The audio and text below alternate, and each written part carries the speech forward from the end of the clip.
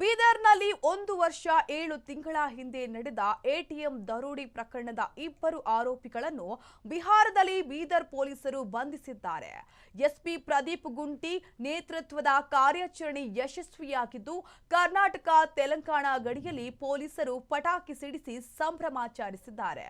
ಆರೋಪಿಗಳನ್ನು ಬೀದರ್ಗೆ ಕರೆತಂದು ತನಿಖೆ ಮುಂದುವರಿಸಲಾಗುವುದು ಎಂದು ಎಸ್ಪಿ ತಿಳಿಸಿದ್ದಾರೆ.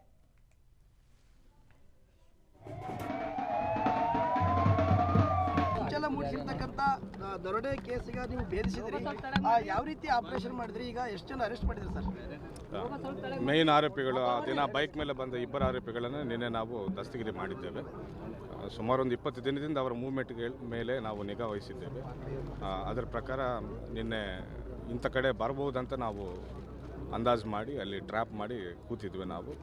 ಸೊ ನಿನ್ನೆ ಸಿಕ್ಕಿದ್ದಾರೆ, ಅವರು 2 ಸಿಕ್ಕಿದ್ದಾರೆ.